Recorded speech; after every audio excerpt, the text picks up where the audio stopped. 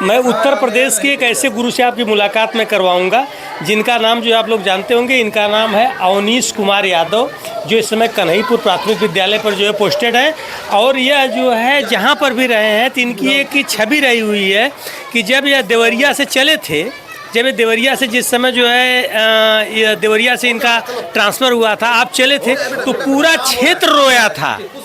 और वर्तमान में जो है मुझे बहुत खुशी मिली, एक दिन पेपर के माध्यम से हमने पढ़ा जो है कि आपको जो है जनपद में उत्कृष्ट गुरु का सम्मान मिला है।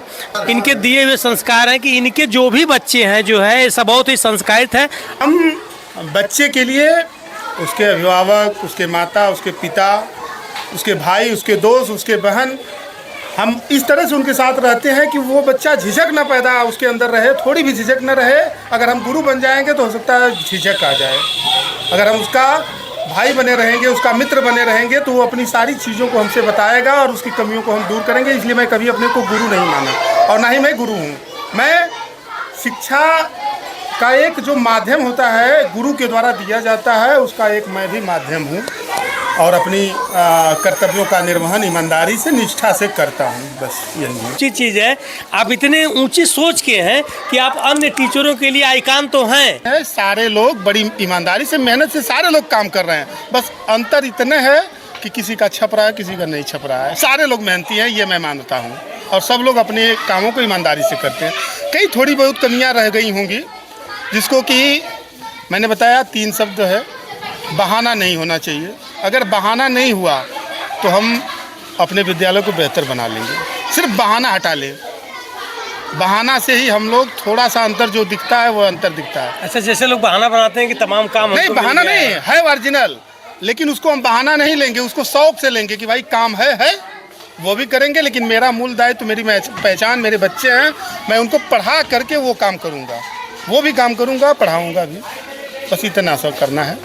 बाकी चीज़ें बहुत अच्छी हैं और सारे लोग, मैं अकेला नहीं हूँ, मेरे अकेले से ही सारे बच्चे नहीं पढ़ पाएंगे। सारे लोग पूरे जनपद के, प्रदेश के, ब्लॉक के सब लोग मेहनत कर रहे हैं, जिसका नतीजा है कि बेसिक में आज बच्चे बढ़ रहे हैं, पहले की अपेक्षा आज बढ़ रहे हैं। ये मानना है हमारा। तो मानना है सर कि इतना ज़्यादा महंगाई हो गई है प्राइवेट विद्यालयों में, इसलिए लोग बेसिक में भेज रहे हैं।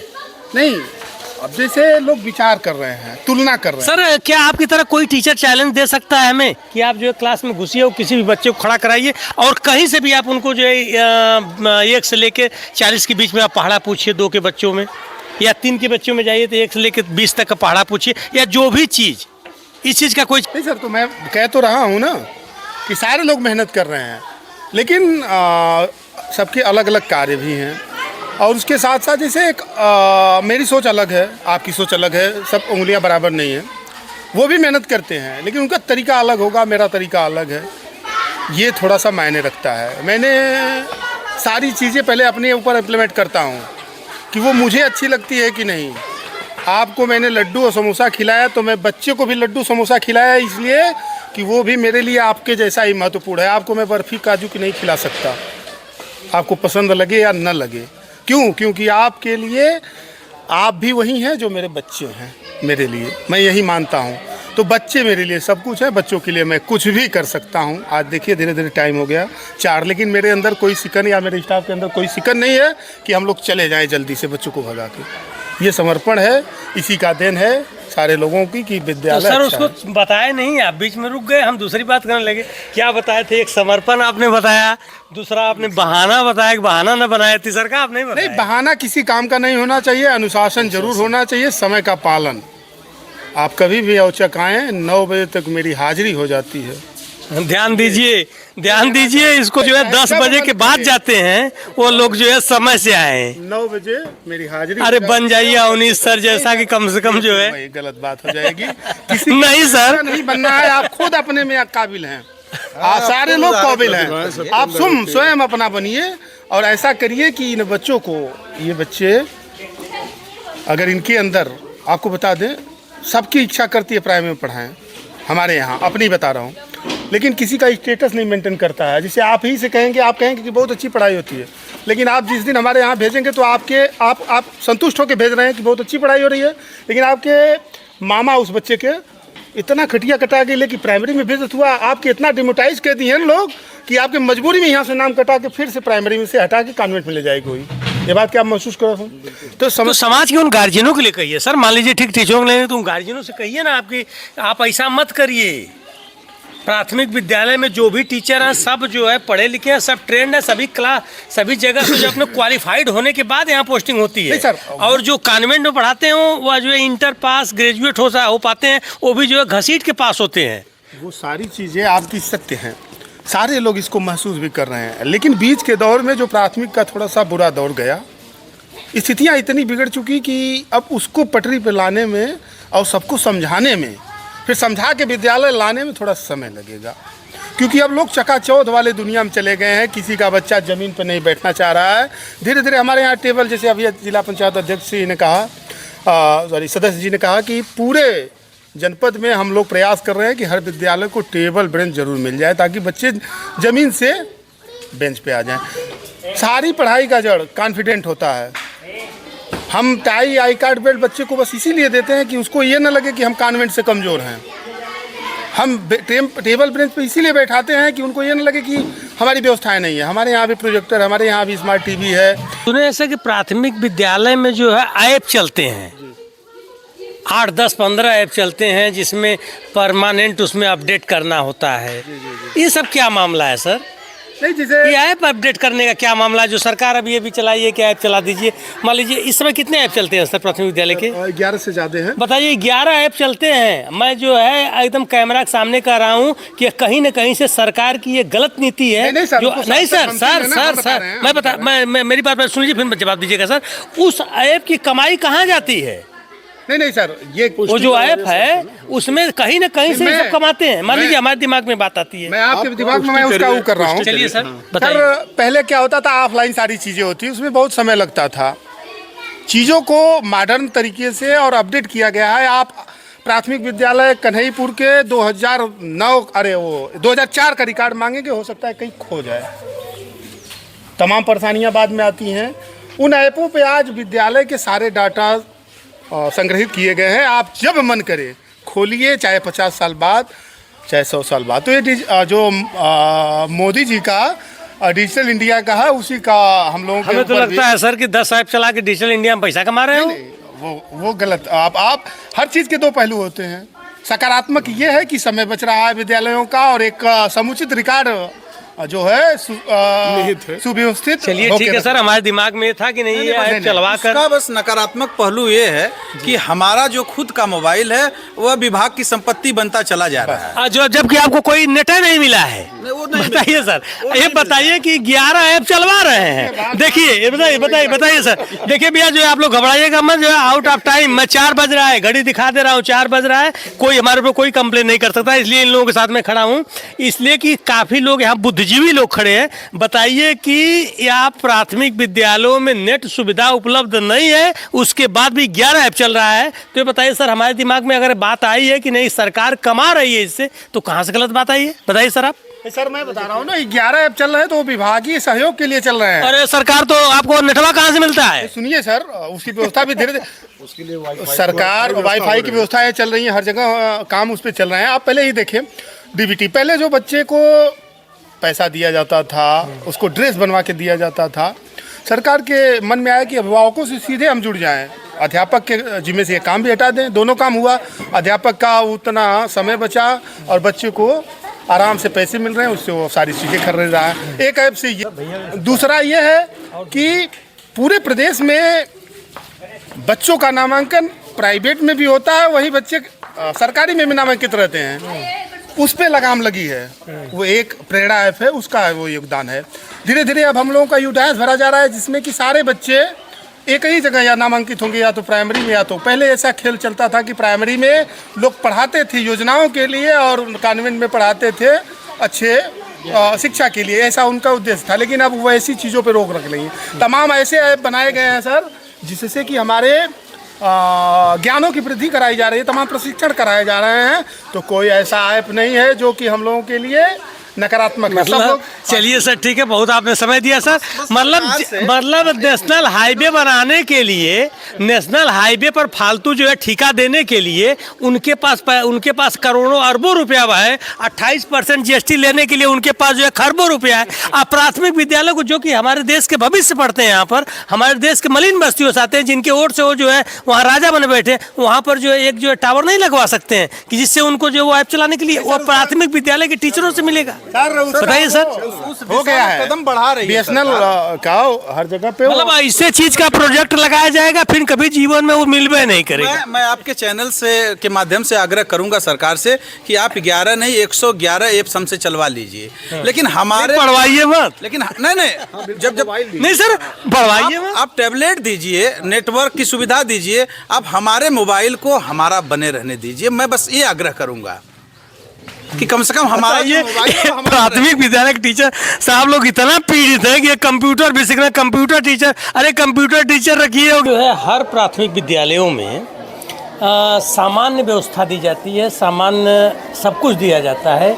आखिर ऐसा क्यों हो रहा है सर कि कन्हईपुर का नाम हमेशा सर्वोच्च रहता है, या विशेष रूप से अवनीश जी का नाम सर्वोच्च रहता है, अन्य टीचरों के साथ जो ऐसा क्यों नहीं हो रहा है सर, कुछ बताएंगे आप? देखिए, ऐसा है कि प्राथमिक विद्यालय जो सरकारी योजनाएं हैं प्राथमिक विद्यालय में, योजनाएं हर विद्यालय पर मिलती हैं। जो भी सुविधाएं हैं, बुक है और उनको बच्चों को स्वेटर, ड्रेस, बैग, जूता, मोजा के लिए सुविधाएं हर विद्यालय पर मिलती हैं। कुछ ऐसे विद्यालय हैं कि जहाँ के टीचर थोड़ा सक्रिय हैं, वहाँ की व्यवस्थाएं अच्छी किए हैं, जैसे में कन्हईपुर है, जिसका यहाँ कार्यक्रम चला और इसमें हमको विद्यालय लेने का हमको अधिकार है कि हम विद्यालय का अभिभावकों से बात करें और उनसे कहें कि आप वो प्रेरित होकर अवनीश जी के वर्क पर, अवनीश जी की मेहनत पर आप देखें। वो जो भी बच्चे इनके अभी तक जितनी प्रतियोगिताएं हुई हैं उसमें फर्स्ट आए, सेकंड आए, थर्ड आए, 5 जो सूची बनती है 10 की बनती है जो, तो 5 में इनका नंबर रहता है। 5 बच्चे लगभग इनके रहते हैं, तो इसलिए इनके प्रांगण में कार्यक्रम है तो इनका नाम लेना हमारे लिए तो नहीं, वो तो ठीक है सर, जो है हमारा मतलब सही कह रहे हैं आप, लेकिन जो है जैसे कन्हईपुर हमारी भी इच्छा करती है, मैं व्यक्तिगत अपनी बात करता हूँ, आपकी भी इच्छा करती है कि अगर हमारे नज़दीक रहता तो हमारे परिवार के बच्चे कन्हईपुर में जाते, जबकि इस समय शिक्षा जो है इतनी महंगी हो चुकी है कि लोग जो है कॉन्वेंट में पढ़ाना जो है, सोचना क्या पढ़ाना मतलब बहुत दुर्लभ है, बहुत दुर्लभ है। अगर वो पढ़ाते भी कक्षा 8 तक पढ़ाएंगे उसके बाद नहीं। लेकिन जो करना ये है कि आप परिषद विद्यालय में इधर जो नियुक्तियां हुई हैं 2-4 साल में, बहुत टैलेंट टीचर और योग्य टीचर आ गए हैं। आप किसी विद्यालय में एडमिशन कराकर थोड़ा सा बच्चों पर आप ध्यान दीजिए, स्वयं जो हमारे अभिभावक हैं बच्चों पर ध्यान दें, वो बच्चे कन्वेंट से कहीं अच्छे आपको रिजल्ट देंगे। चलिए ठीक है सर जी। जो है अक्सर जो है मान लीजिए आपके क्षेत्र में प्राथमिक विद्यालयों की शिकायत मिलती रहती है कि नहीं शिक्षा नहीं ठीक ढंग से पढ़ाई नहीं हो पा रही है, या अन्य कोई व्यवस्था मिलती रहती है। इसके लिए सर कोई मुहिम आपने छेड़ा जो है अपने कार्यकाल में? देखिए, हम लोग तो दरअसल यहाँ पे प्राथमिक विद्यालय कन्हईपुर में आने का कई बार सौभाग्य हुआ है और यहाँ की व्यवस्थाएं देखकर तो मतलब अंदर बहुत खुशी होती है और इसकी चर्चा हम लोग हर जगह करते भी हैं। और सबसे बड़ी चीज़ कि पूरे विद्यालय में, पूरे ज़िले में जो भी सामानें वितरित होती है, जैसा कि आपने कहा, तो सबको एक समान होती है, उसमें कोई भेदभाव नहीं होता है।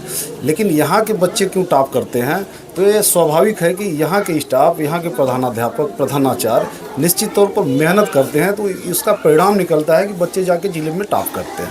तो इनसे या इस विद्यालय से प्रेरणा लेकर और लोगों को आगे ये काम करना चाहिए, क्योंकि गवर्नमेंट सारी सुविधाएँ दे रही है, लेकिन आप बच्चों के भविष्य के साथ खिलवाड़ नहीं कर सकते। तो ऐसे में ऐसे लोगों से बहुत सारे अध्यापक हैं ज़िले में जिनसे प्रेरणा लेके सुधार किया जा सकता है।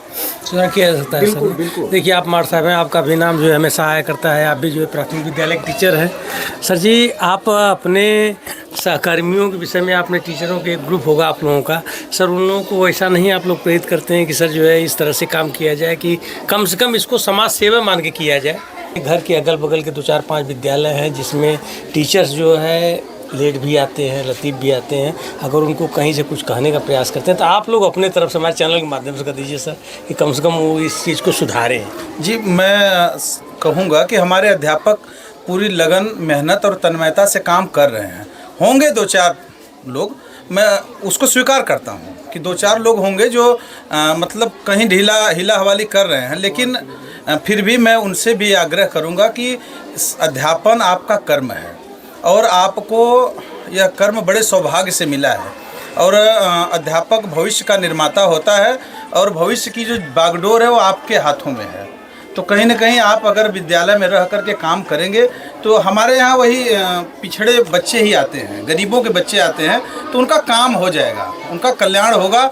और ये अगर अध्यापक ही समाज को सही दिशा दिखाते हैं तो आप लोग खुद एक उदाहरण बनिए। और मैं मीडिया से भी चाहूँगा कि जो 2-4 लोग हैं ऐसे, उनको पटल पे आप लाइए और उनको सही राह दिखाने का काम करिए, क्योंकि जहाँ आग्रह से काम नहीं होता है वहाँ दंड से काम होता है। तो आप लोग उनको लाइए। सर मैं दंड देने के लिए नहीं हूँ, लेकिन अगर मान लीजिए जैसे उस चीज़ को मैं पटल पर लाता हूँ तो अपने ही लोगों के बीच से जो है सवाल उठना शुरू कर देता है कि इनसे क्या मतलब है क्या नहीं। लेकिन ये बड़ा पीड़ा होती है सर। इसके लिए टीचर्स के साथ साथ जी सर, गवर्नमेंट को भी आगे आना पड़ेगा, सरकार को। जैसा कि आप ये मान लीजिए, एक आध कक्षा अगर छोड़ दीजिए आप तो टेबल और बेंच की व्यवस्था तक नहीं हो पाई, तो कहाँ से कोई गार्जियन भेजेगा ऐसे विद्यालयों में, या फिर बच्चे क्या शिक्षा लेंगे।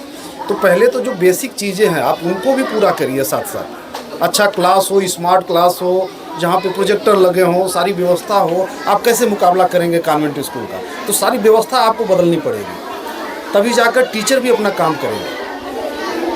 तो ये सब चीज़ें हैं। ठीक है, आपको मैं बहुत बहुत धन्यवाद दे रहा हूँ। देखिए सर, ये एक उदाहरण है। आप ग्राम प्रधान चिरौना कला हैं और आप इतना समर्पित हैं अपने ग्राम सभा के विद्यालय के प्रति कि आप जो है अपने मुंह द्वारा कहे हैं कि अगर कभी कभी ऐसा होता है कि मैं क्लास भी ले लेता हूं और मैं अपने परिवार के धन से जो है इधर उधर से व्यवस्था करके मैं एक स्मार्ट क्लास बनाने का भी प्रयास किया हूं और बच्चों को जो है सारी चीज़ ID कार्ड अन्य चीज़ दे रहे हैं। तो प्रधान जी, आप हमें ये बताइए कि आप इतना मेहनत कर रहे हैं, आप जो है प्रधान हैं, तो अन्य प्रधानों को आप क्या कहेंगे जबकि वह जो है मिड डे मील में ही चोरी कर रहे हैं? देखिए इतने लोग मैं बीच में कह रहा हूँ। तो मैं अन्य प्रधानों से यही कहता हूँ कि अरे प्रधान जी लोग, आप अपने गाँव को शिक्षित करिए, बच्चों को शिक्षित करेंगे तभी गाँव का विकास होगा।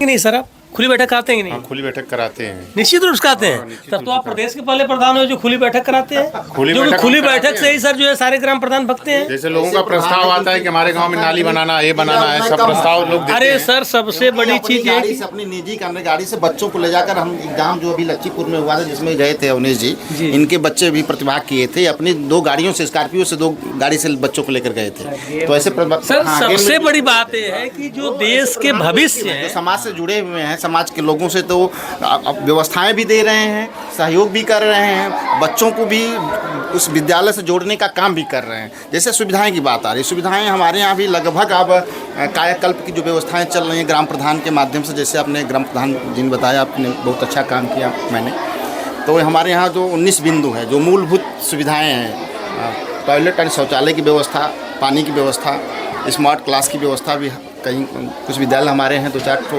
छोटे होंगे ब्लॉक में, लेकिन लगभग हर जगह स्मार्ट टीवी की व्यवस्था कर दी गई है। समस्या लाइट की है। चौकीदार जो हमारी चोरी की, गाँव में चोरियां बहुत हुआ कर रही हैं, जैसे हमारे मिड डे मील के बर्तनों की चोरी हो जा रही है। सुरक्षा एक अभाव हमको खटक रहा है केवल अब सुरक्षा का, क्योंकि सामग्रियाँ बहुत काफ़ी हो जा रही हैं। कुछ ऐसे विद्यालय हैं, कुछ हमारे टीचर ऐसे भी हैं कि अपने सहयोग से इन्वर्टर भी लगाए हैं, स्मार्ट टीवी अच्छे से चला रहे हैं, प्रोजेक्टर भी लगवाए हैं, टेबल बेंच की भी व्यवस्था बहुत सारे कर लिए हैं। कुछ ही विद्यालय हमारे ब्लॉक के होंगे जहाँ टेबल बेंच नहीं होगा, 1-2 क्लास बैठता होगा टाट पट्टी पर, लेकिन अपने संसाधन से या गवर्नमेंट के कुछ संसाधनों से टेबल बेंच की व्यवस्था हो गई है। हाँ, अपने संसाधन से स्मार्ट टीवी लगभग लग गई है। स्मार्ट क्लास का तो उद्घाटन अभी बीच में हुआ था, जिसमें हमारे ब्लॉक से कम 35 से 40 स्मार्ट टीवियाँ गई थी, यानी खरीद ली गई हैं।